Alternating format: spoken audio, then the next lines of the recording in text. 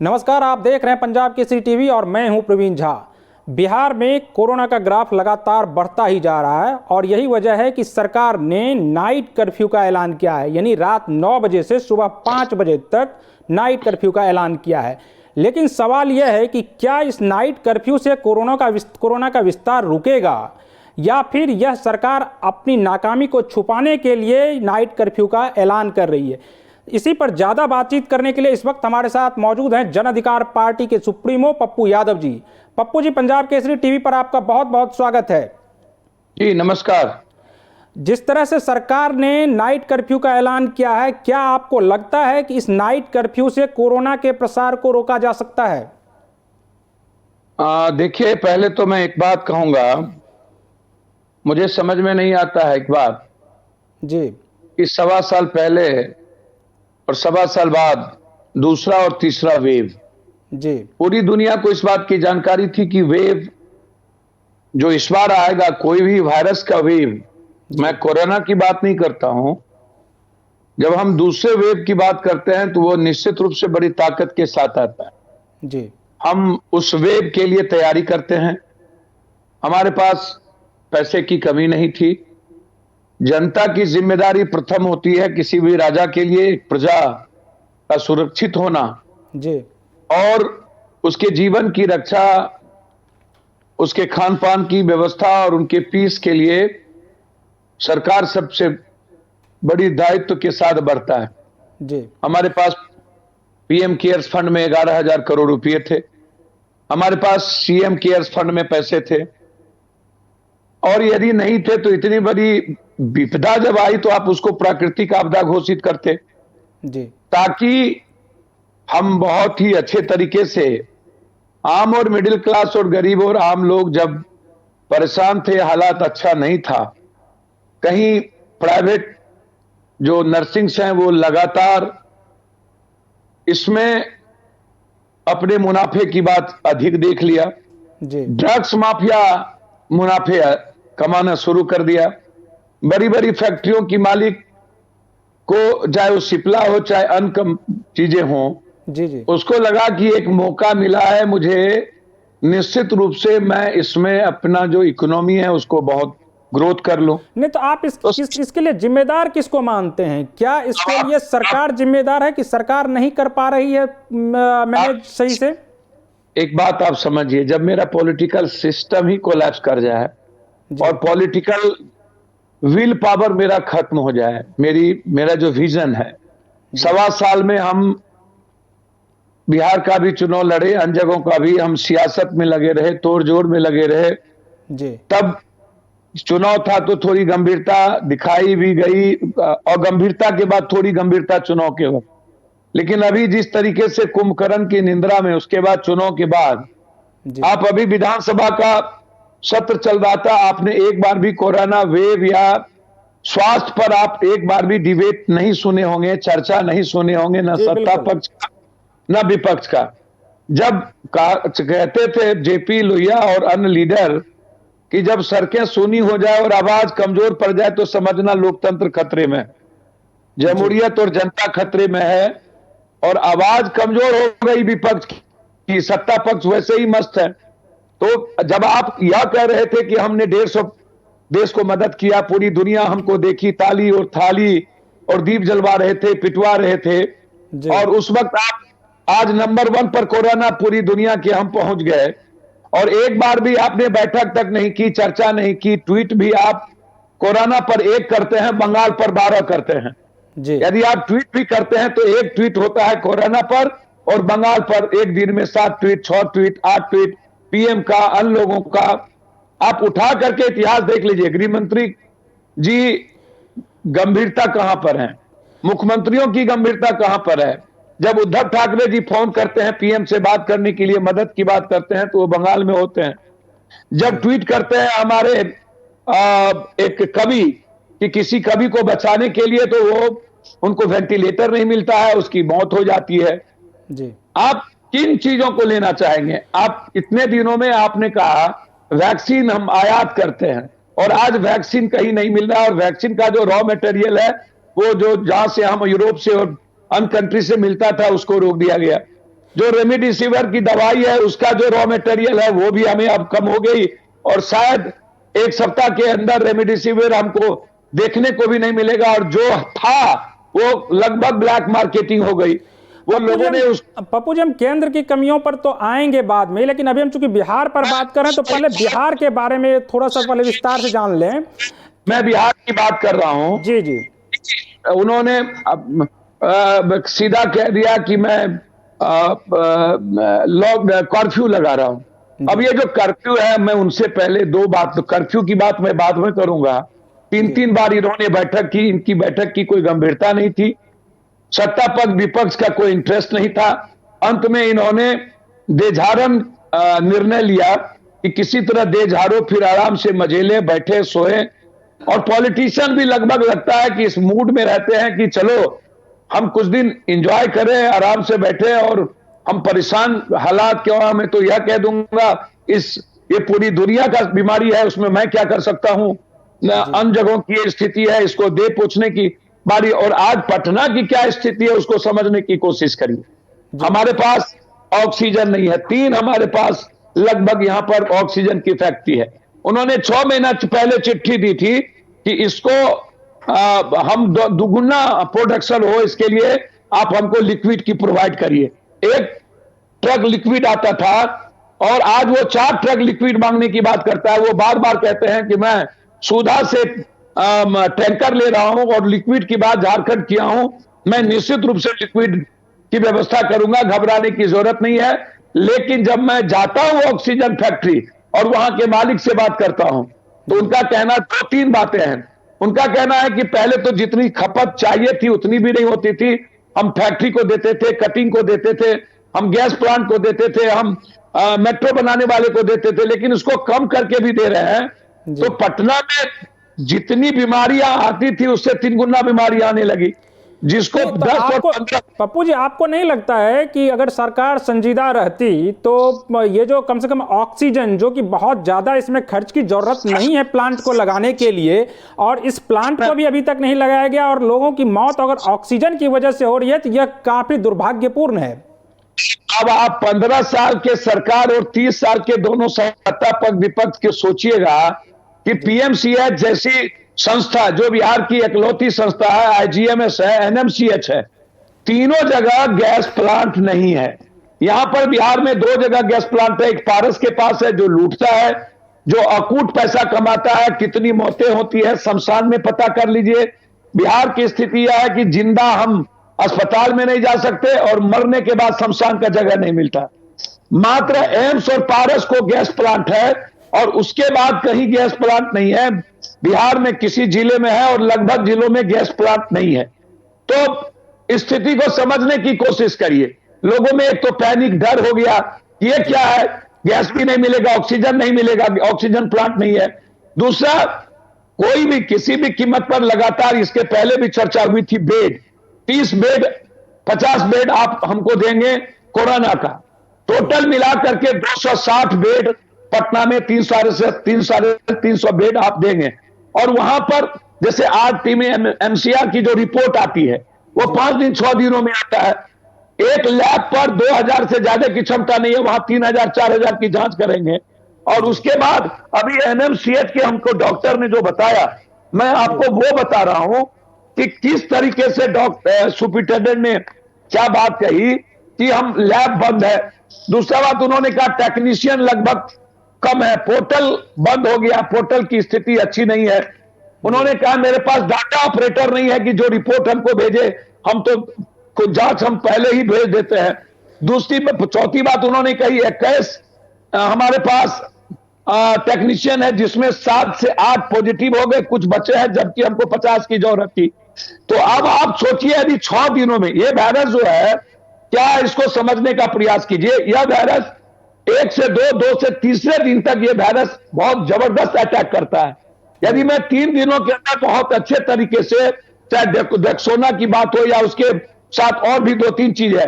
अब तो डॉक्टर क्या कर रहे हैं, आपको आश्चर्य होगा, रेमडेसिविर की जगह में अलग अलग दवाइयों का उपयोग करके पूरा का पूरा करोड़पति बनने की तैयारी कर रहा है।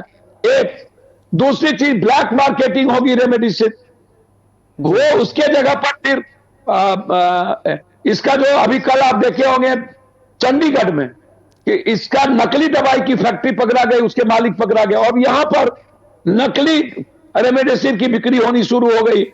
ये मैं आज जब मार्केट गया मैं उसकी बात बता रहा हूं। दूसरी तरफ क्या, इसके लिए तो देखिए कि जैसे यूपी में कर दिया कि कल योगी सरकार ने एक फैसला लिया कि अब जो भी इस तरह से रेमडेसिविर का कालाबाजारी करते हुए पकड़े जाएंगे उनके ऊपर एनएसए लगा देंगे। तो क्या ये एनएसए लगा देना उसका समाधान नहीं है? लेकिन आपको नहीं लगता है कि अगर राज्य सरकार अगर संजीदा रहेगी, जिस तरह से अस्पताल में बेड की कमी है, लोगों को ऑक्सीजन नहीं मिल रहा है, तो बेड की कमी को तो कम से कम सरकार दूर कर सकती है। अभी एनएमसीएच में आप ही जब गए हुए थे तो वहां पर आगे में बोर्ड लगा दिया गया है कि रजिस्ट्रेशन नहीं होगा क्योंकि बेड नहीं है। तो ऐसी स्थिति में अब लोग जाए तो जाए कहां? योगी सरकार के बारे में पहले उससे पूछिए। उनके एक्स सीएम और वर्तमान फडणवीस जी ने एक बड़े माफिया को 60,000 के साथ रेमडेसिविर पकड़ाया और रात में उनको छोड़ाने चले गए। उन पर एनएसए लगाएंगे क्या? अपने दल के भाजपा या अपनी सरकार का जो नेता है जिसको ये ज्यादा ऑक्सीजन सिलेंडर पहुंचाते हैं, जिनको ये रेमडेसिविर देते हैं, गुजरात को ये भेज रहे थे, अन्य जगहों पर भेज रहे थे, क्या वो बंबई के लिए नहीं बनी थी? क्या जहां पर भाजपा की सरकार नहीं है? अब इसको समझिए। अब तो आप इतना जानिए कि अब तो पूरे भारत में रॉ मटेरियल नहीं है। ये कितने दिन मिलेगा कहना मुश्किल है। उसका कोई सब्स्टिट्यूट निश्चित रूप से डॉक्टर को या साइंटिस्ट को पता होगा। मनमोहन सिंह जी ने जो चिट्ठी लिखी उस पर भी आज टिप्पणी कर दी गई, और हर्षवर्धन जी जैसे व्यक्ति के द्वारा कि कुछ लोगों को अप टू डेट होना चाहिए। जो बात उन्होंने लिखा है मैं 5 दिन पहले से कर रहा हूं। और उसके बारे में तो यह कहा जा रहा है कि रेमडेसिविर ही एकमात्र दवाई नहीं है जिससे कि लोगों की जान बचाई जा सकती है, और भी दवाइयां हैं जिससे जान बच सकती है, स्टेरॉइड है और भी अन्य दवाइयां हैं। ये डॉक्टर ही एडवाइस कर रहे हैं। और कम से कम इस पैनिक को ना फैलाएं कि रेमडेसिविर खत्म हो जाएगा तो लोगों का जीना दुर्लभ हो जाएगा। कौन फैला रहा है ये बाजार में? ये पैनिक किसने फैलाया? ये लिखना किसने शुरू की? रेमडेसिविर किसने लिखना शुरू किया? सिर्फ 3 कंपनी दे रही है। ये किसने लाया? ये हमारी जो सरकार है उसको ये बात कहनी चाहिए, या कोई विकल्प है कि नहीं? हम लगातार रेमडेसिविर की बात करते हैं। अभी मैं बाजार से आया हूं, मैं 3 लाख रुपया लेके आया हूं, 5500 रुपया में हमको कहता मैं दूंगा। मैं ऑक्सीजन के लिए 7,000 का ऑक्सीजन पप्पू यादव 12,000 रुपया देकर के आया कि 12,000 में हमको ऑक्सीजन देंगे। 100 ऑक्सीजन को मैं खरीदने की बात किया। मैं आपसे यह बता रहा हूं कि जब आपके पास आईसीयू नहीं है, जब आपके पास वेंटिलेटर नहीं है, जब आपके पास लगातार सरकार कह रही है कि अब मेरे पास एम्बुलेंस नहीं है, हम सब लोग पॉजिटिव हो गए, कोई डरता है, कोई जाना नहीं चाहता है, तो लोग आएंगे क्या? जो जा रहा है लाने के लिए 1 किलोमीटर 2 किलोमीटर पर कोरोना पॉजिटिव के पेशेंट को 6,000 रुपया लेता है। हालात इतने बुरे हैं, ये छुआछूत में इसको नहीं मानता हो, और कोरोना के चलते नहीं मर रहा है। जैसे निमोनिया, टाइफाइड, ये मौत जो है इसको समझने का हम लोग प्रयास करें एक बात। ये मौत क्यों हो रही है? ये मौत सरकार की अव्यवस्था के कारण, सरकार के लापरवाही के कारण। सरकार यदि 7 साल पहले जनवरी फरवरी के पहले वैक्सीन की शुरुआत की होती, और वैक्सीन रिमेनिंग भी नहीं है, वैक्सीन के बाद हम मर रहे हैं, वैक्सीन के बाद पॉजिटिव हो रहे हैं, यह भी एक रिमेनिंग नहीं है, तो क्या है? क्या इसकी व्यवस्था क्या थी? और दूसरे वैक्सीन हमने क्या किया? तो वैक्सीन तो पप्पू जी, वैक्सीन तो एक अलग प्रोसेस है। मान लिया कि वैक्सीन में तो समय लगा, उसको 1 साल के अंदर ले आया गया, यही बहुत बड़ी बात है, वो ठीक है, वो अपनी जगह ठीक है। लेकिन जिस तरह से सरकार जो व्यवस्था कर सकती थी कम से कम उसमें फेल हुई है, और उस फेल को दिखाने के लिए ना तो सामने जो है, चाहे विपक्षी दल हो चाहे सत्ता दल हो, कोई भी सामने नहीं आया। विपक्षी भी अगर कम से कम सरकार पर दबाव बनाते कि 1 साल का वक्त हो रहा है, अभी तक आपके अस्पताल में ऑक्सीजन की सप्लाई सही से नहीं है, बेड नहीं है, तो आप क्या कर रहे हैं? पहले तो आप ये समझिए, याद करिए मुजफ्फरपुर की घटना, जहां पर बुखार वाली कितने लोग मरते थे। हाई कोर्ट में इन्होंने अभी भी क्या कहा है? हाई कोर्ट में जो इन्होंने कहा है उसको आप देख लीजिए कि मेरे पास टेक्नीशियन नहीं है, लैब नहीं है, लगभग अस्पताल में आपको अल्ट्रासाउंड सीटी स्कैन नहीं है, एमआरआई नहीं है। तो आप इसको थोड़ा सा समझने का प्रयास कीजिए कि बिहार सरकार स्वास्थ्य के मामले में, एजुकेशन के मामले में ये बार बार पैसे की अभाव नहीं है। पैसा दुनिया से हम ले सकते हैं। पैसा यदि आज ट्रस्ट हो जाए 13 करोड़ जनता को कि मेरा जो राजा है वो मेरे लिए जीता है, तो अपना पेट काट करके भूखा बिहार की जनता के लिए मदद करेगा। लेकिन इन लोग जनता को पता है कि हम जो पैसा देंगे, माफिया और ये पूंजीपतियों से तो पैसा लेता है, लेकिन इनको जनता पैसा जो देगी तो ये पैसा लगा देंगे कार्यालय खोलने में, ये पैसा लगा देंगे अपने चुनाव में, ये पैसा लगा देंगे परिवार में। पैसे की कमी नहीं है। और आपने सही से प्रबंधन भी नहीं हुआ। जितना क्वारंटीन सेंटर बनाया गया वो तो सबसे बड़ा घोटाला एक तरह से सामने आया है पूरे देश में। तो पहले मैं आपको बता दूं एक बात जी। आप एक आरटीआई आया है, उसको समझिए। उस आरटीआई में यह आया है कि जितना क्वारंटाइन या जितना ऐसे चीजें लगाई गई, जितना खाना की व्यवस्था की गई थी प्रवासी मजदूरों के लिए, बाद में जितना खाने पर खर्च नहीं हुआ, बीमारियों पर खर्च, देखने पर खर्च नहीं हुआ, उससे ज्यादा कई करोड़ रुपया टेंट पर खर्च हो गया। टेंट का घोटाला हो गया, अरबों रुपया बिहार में। बिल्कुल। छोड़ दीजिए क्वारंटाइन सेंटर, अभी आरटीआई आया 2 दिन पहले। तो बिल्कुल लगातार जो स्थिति है हमारी सरकार का, जो ये सिस्टम है, मंत्री है, ये जो सेक्रेटरी है, ये लगातार, इनके पास कोई एक विजन नहीं है, इनके पास कोई जिद नहीं है। ये लगातार हर चीजों को पॉलिटिकल वे में लेते हैं। अब रात का कर्फ्यू या दिल्ली बंबई तो है नहीं, यहां 10 बजे के बाद कौन निकलेगा? शाम में निकलता है गोली मार देता है, दिन में चैन छीन लेता है। कौन मां बहन यहां निकलता है? कौन 10 बजे के बाद खाना खाने के लिए होटल जाता है? क्या जरूरत थी इनको 10 बजे के बाद नहीं करने की? तो पप्पू जी, यही सवाल यही मेरा सबसे पहला सवाल यही था कि क्या आपको नहीं लगता है कि ये जो अधिकारी लोग हैं ये मिसगाइड कर रहे हैं मतलब नेता लोगों को, कि जो आप इस तरह से नाइट कर्फ्यू कीजिए, और नाइट कर्फ्यू का कोई औचित्य नहीं बनता है, वो भी बिहार जैसे राज्यों में जहां पर कि लोग 8-9 बजे के बाद निकलना ऐसे भी प्रेफर नहीं करते हैं। बिल्कुल, इस बात को समझने की भरपूर कोशिश कीजिए। आज मुजफ्फरपुर के डीएम ने 4 बजे कपड़ा का दुकान बंद कर दिया, 5 बजे टोटल दुकान बंद कर दिया। जब आप 5 बजे दुकान बंद करने के लिए और पटना में 6 बजे कह दिया है, तो फिर इस कर्फ्यू क्या उचित क्या था? दूसरी बात, आप जो बंद कर रहे हैं, तो क्या जो कर्ज में अगले बार भी डूबे, इस बार भी डूबे, आप रैली करेंगे, आप चुनाव प्रचार करेंगे, आप धरना देंगे, आप कुंभ मेला लगाएंगे, आप सब कुछ करेंगे, लेकिन स्कूल बंद करेंगे, सिनेमा हॉल चलेगा। आपकी जो स्थिति है आप इसको समझने का प्रयास कीजिए। नेता को गाइड कोई पदाधिकारी कैसे करता है?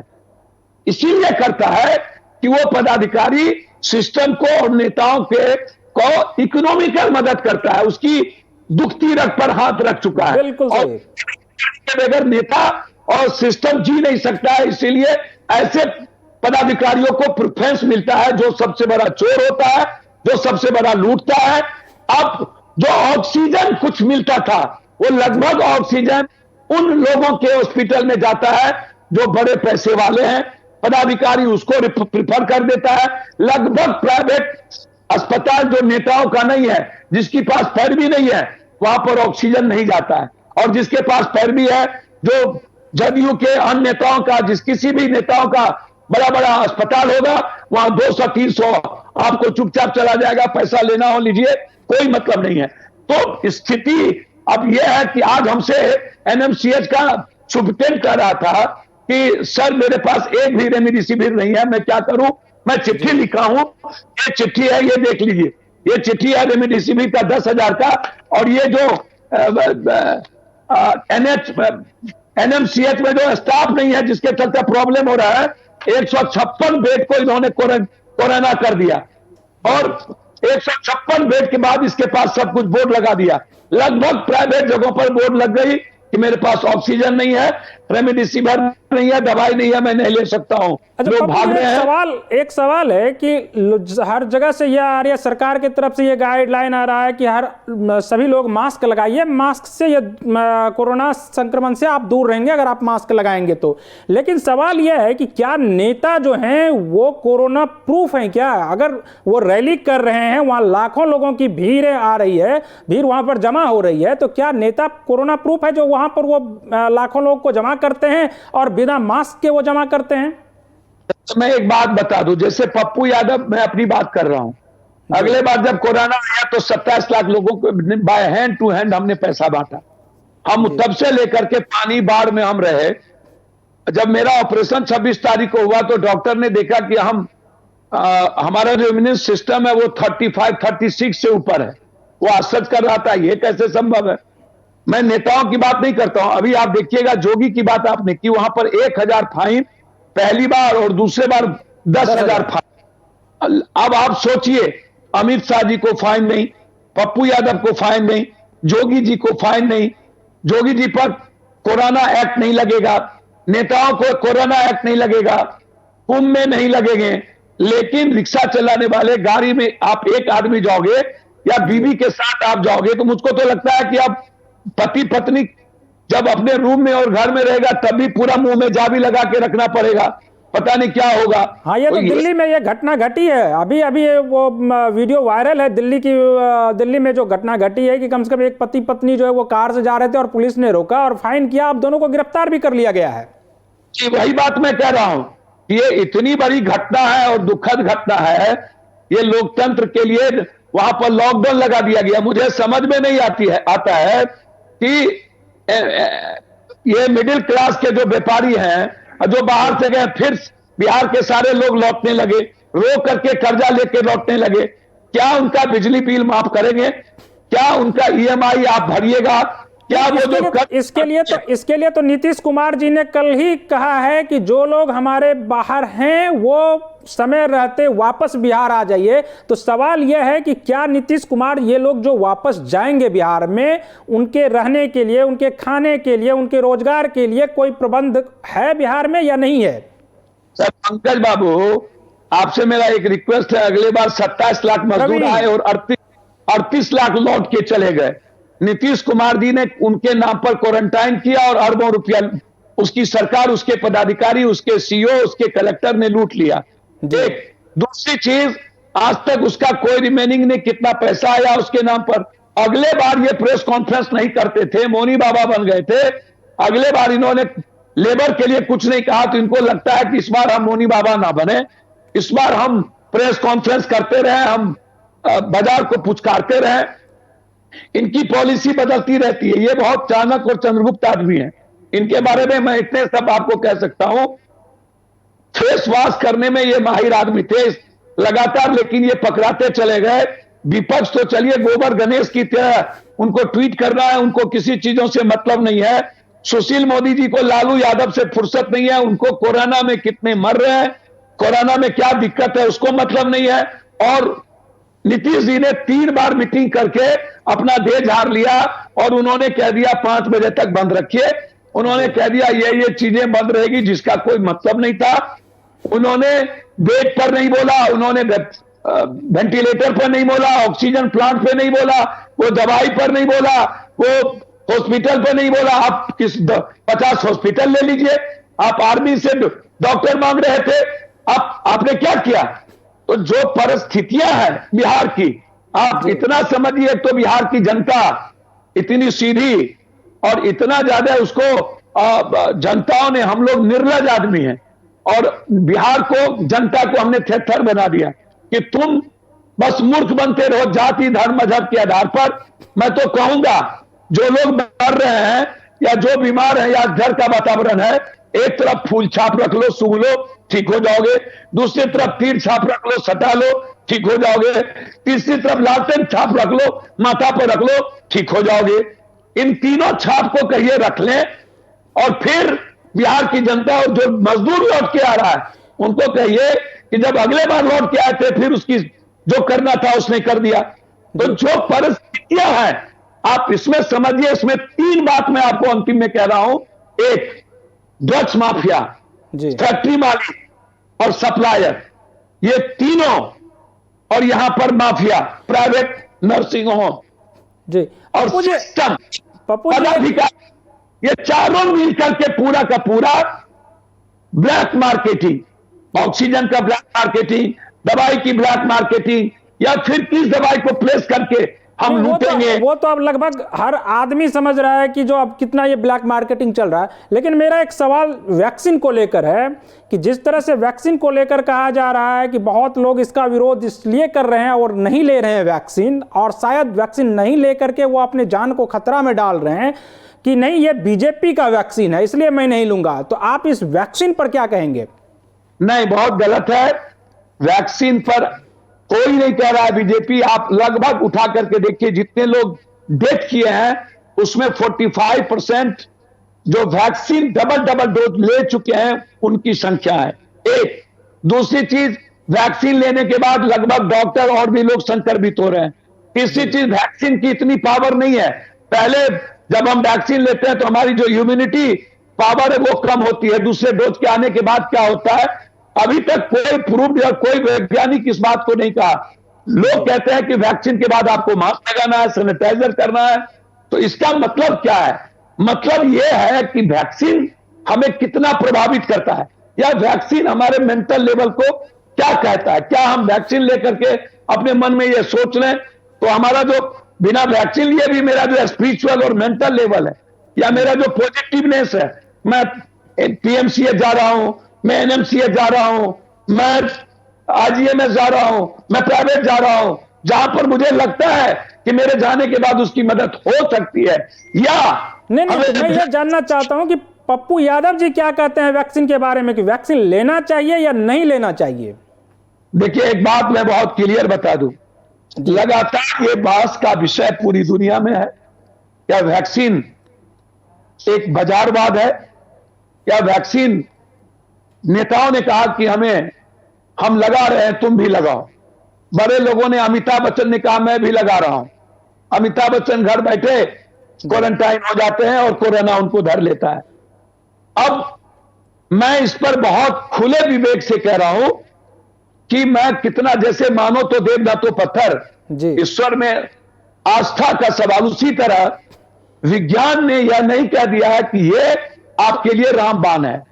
आप यह कहते हैं ऐसा करने से ऐसा आपका कम से कम कोरोना, ये तो WHO का है कि अगर किसी भी वैक्सीन का 50% से ज्यादा सक्सेस रेट है तो उसको लेना चाहिए। और इस वैक्सीन के बारे में कहा जा रहा है कि वो 80%, कोई 90% तक भी दावा कर रहा है कि वो ठीक है। तो ऐसी स्थिति में तो वैक्सीन लेना चाहिए। WHO भगवान है, अलाउद्दीन के चिराग हैं। वो यूरोप से और लंदन से, चीन से प्रभावित नहीं होते हैं। और ड्रग्स माफिया क्या इन लोगों के हैंड में नहीं है। WHO जो कह दे हम उसी बात को मानते रहे। वैक्सीन लेना भाई सब लोग, हम तो कह रहे हैं कि सबको लेना चाहिए, ले ले। मैं इस बात को कहां कह रहा हूं, मन में शंका न रखें। डॉक्टर 3 दवाई की जरूरत पड़ती है, डॉक्टर 19 दवाई लिख देता है। आज डॉक्टर लिख दे कि जहर खाना है तो आप ठीक हो जाइएगा, तो आदमी डॉक्टर के कहने पर जहर खाएगा, एकदम खाएगा। बिल्कुल, तो किसी को मनाही तो है नहीं। लेकिन आखिरी सवाल आपसे हम जानना चाहेंगे कि आप अगर अब सरकार से, अब जो स्थिति उत्पन्न हो रही है जो बहुत ही विकराल होती जा रही है, तो अब ऐसी स्थिति में आप क्या मांग करेंगे, चाहे वो केंद्र सरकार से हो या राज्य सरकार से हो, ताकि लोगों की जान बच सके?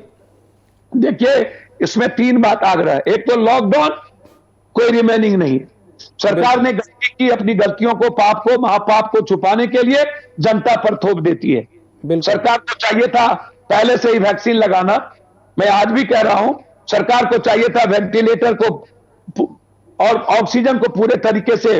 आज भी सरकार से मेरा आग्रह है कि बड़े बड़े होटल, बड़े बड़े प्राइवेट अस्पताल और सरकार को, जो कोरोना प्रभावित लोग हैं उसका इलाज, उसका पैसा सरकार करे। इसको प्राकृतिक आपदा घोषित करे किसी भी कीमत पर, ताकि कॉमन आदमी पर बोझ ना पड़े। लेकिन लॉकडाउन आप लगाएंगे तो कर्ज में आत्महत्या ज्यादा होगी, भूख से लोग परेशान होंगे। फिर आप 20,000 करोड़ का पैकेज देकर हम रख लेंगे। हमारा जो 22 लाख करोड़ रुपया आया है, जो चुनाव में खर्च हुआ टैक्स से, या टैक्स का पैसा हम कोरोना में और लॉकडाउन में दिखा देंगे। जैसे नीतीश कुमार जी की सरकार फिर क्वारंटाइन बनाने की बात कर रहा है, हम क्वारंटाइन को रोको। और कॉमन जो प्रवासी मजदूर है उसको 6,000 रुपया महीना, जब तक लॉकडाउन वो कमाने के लिए नहीं जाता है, उसको मंथली आप व्यवस्था करिए। एक जो मिडिल क्लास है और स्कूल है, कोचिंग है, आप उसको बंद कर दिए तो उसकी बिजली और ईएमआई आप उसको करिए। और जो बच्चे जिस स्कूल में पढ़ते हैं, जब तक आप उस स्कूल को बंद रखते हैं, बच्चों की फीस ना लगे, मिडिल क्लास परेशान हो जाता है, किसान वैसे बर्बाद हो जाता है। तो मेरा सरकार से आग्रह है कि आप लॉकडाउन ना करें, उसकी वैकल्पिक व्यवस्था करें, लोगों पर बोझ ना पड़े, लोगों को आप पैनिक मत बनाइए। डर से लोगों की स्थिति खराब हो रही है और डर के कारण लोग दवाई की तरफ भाग रहा है। अस्पताल में 35,000 रुपया पर दिन, ये जो ये पारस है, डेली 35 से 1 लाख रुपया के बीच पैकेज बना दिया है। और भी कई हॉस्पिटल यहां पर है जो लगातार उसको खुली छूट है और शासन प्रशासन के द्वारा उनको ऑक्सीजन भी, उनको ब्लैक मार्केटिंग से रेमडेसिविर भी मिल जाता है। जी जी। एनएमसीएच में, पीएमसीएच में नहीं मिलेगा, आईजीएमएस में नहीं मिलेगा, छोटे निजी अस्पताल में नहीं मिलेंगे, लेकिन माफियाओं के यहां मिलेगा, जिससे बाजारवाद को मुनाफा हो रहा है। या लड़ाई कोरोना हो सकता है, वायरस भी हो सकता है, लेकिन इस वायरस को जो 2 दिनों में 3 दिनों में कंट्रोल करना चाहिए, इसकी व्यवस्था नहीं की। सरकार को गंभीर होना चाहिए और सरकार जिस तरीके से डरा रही है उस डर को कम करना चाहिए और लोगों पर बोझ नहीं थोपना चाहिए, कर्जदार नहीं बनाना चाहिए और भूख से मरने वालों को रोकना चाहिए और प्रवासी मजदूरों को 6,000 रुपया मंथली देना चाहिए। जी पप्पू जी, आपने समय दिया इसके लिए आपका बहुत बहुत शुक्रिया। तो पप्पू यादव जी का कहना था कि लॉकडाउन इस समस्या का समाधान नहीं है और जो लोग प्रवासी मजदूर हमारे यहाँ वापस बिहार आ रहे हैं उनके लिए सरकार व्यवस्था करे। तो आप मुझे दीजिए अनुमति और बने रहिए पंजाब केसरी टीवी के साथ। नमस्कार।